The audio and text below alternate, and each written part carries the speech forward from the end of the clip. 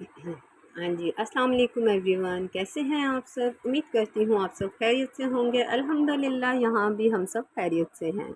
अच्छा जी, आज हम बहुत ही मज़ेदार यूनिक सी रेसिपी चिकन टिक्का मसाला तैयार कर रहे हैं। ठीक है, अच्छा ये मैंने दही में नमक, मिर्च और ये तंदूरी मसाला ऐड किया है।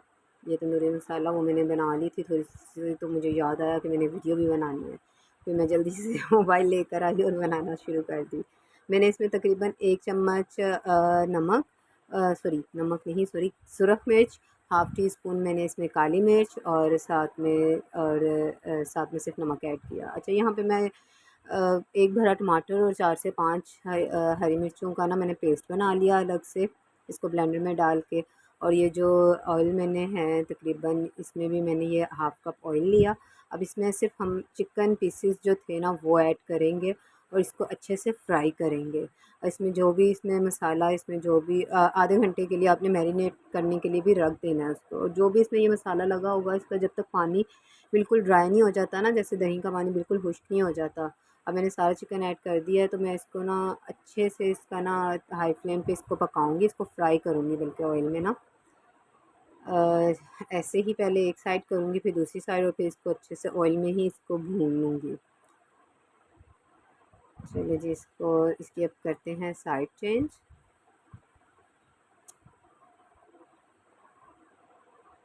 तो मैंने इसको ढाँप दिया था ताकि ये अच्छे से वो इसका जो पानी है जल्दी से ड्राई हो जाए और इसी में वो गल भी जाए चिकन अच्छे से।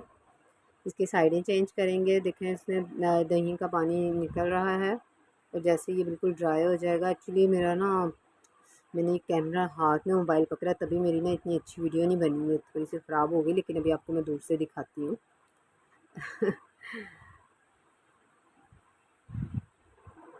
स्टैंड में मैंने सेट किया होता है ना तो ज़्यादा सही रहता है। हाँ ये देखें जी, फिर मैंने इसको ढाँप दिया था। अच्छा बार बार इसको चेक ज़रूर करें, ये ना हो कहीं आपका नीचे से चिकन लग जाए और जल जाए और सारी मेहनत ज़ाया हो जाए। ये अच्छे से भी फ्राई नहीं हुआ है क्योंकि ये देखें जैसे बबल्स से बन रहे हैं, इसका मतलब है इसमें पानी अभी है। वो अच्छे से सारा रिमूव हो जाएगा और सारा ऊपर आ जाएगा। इसको ऐसे मैं चम्मच से इसको इसके 2 से 3 मिनट इसकी भुनाई कर लूँगी ताकि ये नीचे से जले भी ना और अच्छे से इसकी भुनाई हो जाए।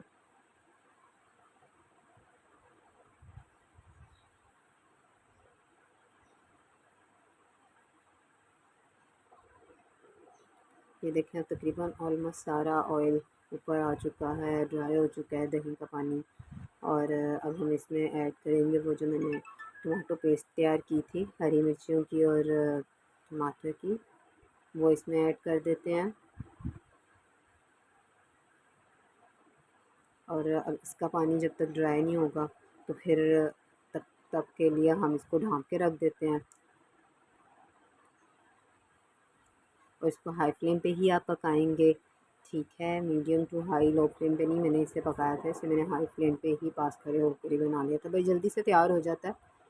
जब भी कुछ डिफरेंट खाने का दिल करे तो आप ज़रूर ट्राई करें। जब इसका पानी ड्राई हो गया तो ये जो इसकी ग्रेवी बची थी ना, जिसमें हमने इसको दही 1 कप तकरीबन दही का मुझे चाहिए था, तो जो दही पड़ा था जो इसमें मैरिनेट करने के लिए मसाले मैंने ऐड किए हुए थे वो अब मैंने इसमें ऐड कर लिए।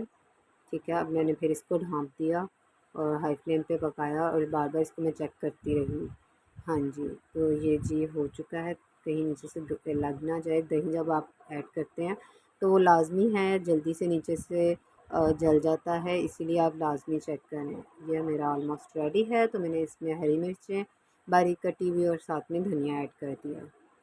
चलें जी, अब इसको करते हैं डिश आउट, फ्लेम को करते हैं बंद।